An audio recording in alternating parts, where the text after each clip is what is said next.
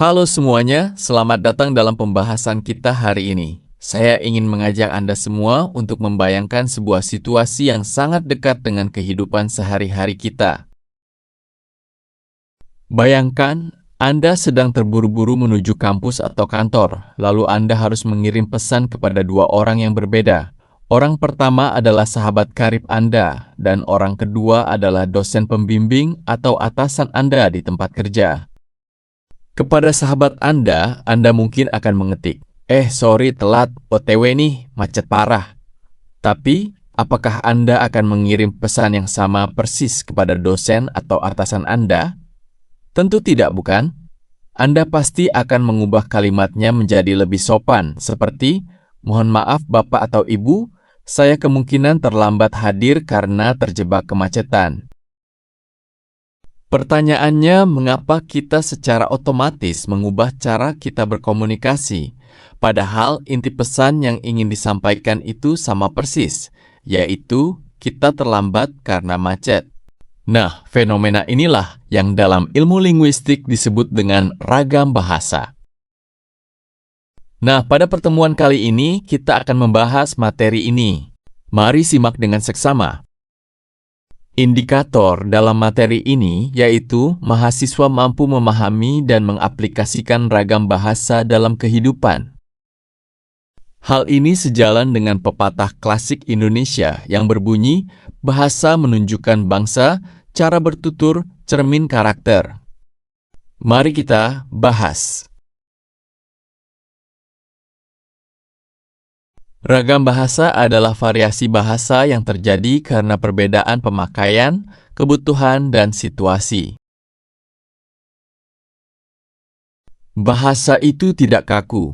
Bahasa itu dinamis dan selalu menyesuaikan dengan siapa kita berbicara, di mana kita berada, dan apa media yang kita gunakan.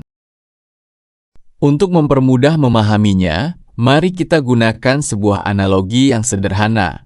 Anggap saja ragam bahasa itu seperti isi lemari pakaian kita. Di dalam lemari, kita memiliki berbagai jenis pakaian. Ada kaos oblong yang santai, ada baju olahraga, ada kemeja batik, bahkan mungkin ada setelan jas atau gaun formal. Kita tentu tahu kapan harus memakai kaos oblong dan kapan harus memakai kemeja batik. Memakai kaos oblong saat nongkrong di kafe bersama teman adalah hal yang wajar.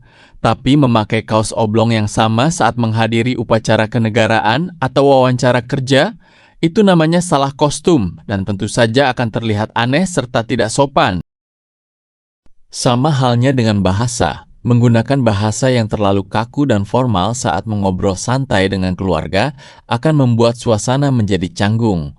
Sebaliknya, menggunakan bahasa gaul saat menulis karya ilmiah atau presentasi bisnis akan membuat kita dinilai tidak profesional. Oleh karena itu, memahami ragam bahasa bukan hanya soal belajar tata bahasa, melainkan tentang bagaimana kita menempatkan diri dalam berkomunikasi sosial. Sekarang, mari kita bedah lebih dalam. Mengapa satu bahasa seperti bahasa Indonesia bisa memiliki begitu banyak ragam dan variasi? Secara umum, ada 3 faktor utama yang menyebabkannya. Pertama, faktor budaya dan geografis. Indonesia adalah negara kepulauan yang sangat luas dengan ribuan suku bangsa. Perbedaan daerah tempat tinggal ini melahirkan dialek atau logat yang khas. Itulah mengapa bahasa Indonesia yang diucapkan oleh orang Medan, orang Jawa, orang Sunda, atau orang Papua memiliki warna dan intonasi yang berbeda-beda. Kedua, faktor situasi. Kondisi di sekitar kita saat berkomunikasi sangat menentukan ragam apa yang keluar dari mulut kita. Situasi ini dibagi menjadi formal, seperti saat rapat, seminar, atau sidang, dan situasi non-formal seperti saat kita berada di pasar, kantin, atau rumah. Ketiga, faktor medium atau sarana. Alat yang kita gunakan untuk menyampaikan pesan juga mengubah struktur bahasa tersebut. Bahasa yang kita sampaikan secara lisan lewat obrolan langsung tentu memiliki karakteristik yang berbeda dengan bahasa yang kita tuangkan dalam bentuk tulisan seperti artikel ilmiah, surat resmi, atau pesan singkat di media sosial. Mari kita bahas klasifikasi ini satu persatu, dimulai dari ragam bahasa berdasarkan medianya, yaitu ragam lisan dan ragam tulis. Kedua ragam ini seringkali dianggap sama, padahal aturan mainnya sangat berbeda. Kita lihat yang pertama, ragam lisan. Ragam lisan adalah bahasa yang dihasilkan oleh alat ucap kita. Ciri utamanya adalah ragam ini sangat terikat pada ruang dan waktu. Artinya, ragam lisan biasanya memerlukan kehadiran orang kedua atau mitra tutur di hadapan kita agar komunikasinya berjalan lancar. Keuntungan dari ragam lisan adalah kita dibantu oleh intonasi, nada suara, mimik wajah, dan gerak tubuh. Jadi, meskipun kalimat yang kita ucapkan tidak sempurna secara tata bahasa, orang lain tetap bisa paham karena melihat ekspresi kita. Misalnya, kita cukup berkata, "Roni, kantin," sambil menunjuk arah luar. Teman kita sudah tahu kalau kita mengajak Roni ke kantin. Sekarang mari kita bandingkan dengan ragam tulis. Ragam tulis adalah bahasa yang dihasilkan dengan memanfaatkan media cetak atau tulisan. Berbeda dengan ragam lisan, ragam tulis tidak terikat ruang dan waktu.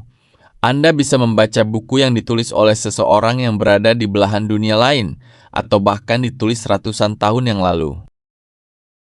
Namun, tantangan terbesar ragam tulis adalah tidak adanya intonasi atau ekspresi wajah yang membantu. Oleh karena itu, ragam tulis menuntut akurasi yang sangat tinggi. Struktur kalimatnya harus lengkap, minimal ada subjek dan predikat, serta ejaan dan tanda bacanya harus benar-benar dijaga berdasarkan pedoman bahasa. Jika kita menulis kalimat tanpa tanda baca yang tepat, maknanya bisa berubah total dan memicu salah paham. Kalimat lisan Roni kantin tadi, jika diubah ke ragam tulis resmi, harus ditulis menjadi Roni sedang makan di kantin. Selanjutnya, mari kita beralih ke klasifikasi kedua, yaitu ragam bahasa berdasarkan situasi. Di sini, kita mengenal ragam resmi atau formal dan ragam akrab atau non-formal. Ragam resmi digunakan dalam lingkungan profesional, akademis, atau kedinasan. Ciri yang paling mencolok dari ragam resmi adalah penggunaan kata-kata baku dan imbuhan yang lengkap serta konsisten. Tidak ada penyingkatan kata dalam ragam ini. Kita menggunakan kata tidak, bukan enggak. Kita menggunakan kata membuat, bukan bikin. Semuanya diatur agar mencerminkan rasa hormat dan profesionalisme. Sebaliknya, kita memiliki ragam akrab atau non-formal. Ragam ini digunakan di lingkungan yang santai, penuh keakraban, seperti di antara anggota keluarga atau teman dekat.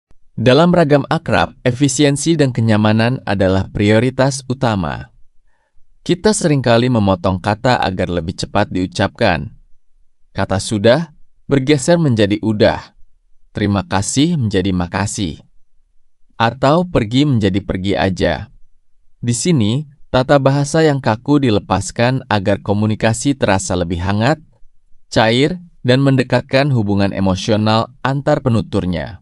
Klasifikasi terakhir yang tidak kalah menarik adalah ragam bahasa berdasarkan cara pandang penutur. Bagian ini dibagi lagi menjadi beberapa jenis, namun dua yang paling sering kita jumpai adalah dialek dan sosiolek. Dialek, seperti yang sudah kita singgung tadi, adalah variasi bahasa berdasarkan wilayah geografis. Dialek Jakarta yang terkenal dengan penggunaan kata gue, lo, tentu sangat berbeda dengan dialek Solo atau Yogyakarta yang cenderung lebih lembut dan menggunakan urutan kata yang dipengaruhi bahasa Jawa. Sosiolek, di sisi lain, adalah variasi bahasa yang didasarkan pada status sosial, profesi, atau komunitas tertentu. Sebagai contoh, kalangan medis memiliki istilah-istilah khusus seperti hipertensi atau resep yang jarang digunakan dalam obrolan pasar. Contoh sosiolek lainnya yang sangat dekat dengan kita adalah bahasa gaul atau slang anak muda zaman sekarang. Istilah-istilah unik bermunculan dalam komunitas ini membentuk identitas kelompok mereka sendiri.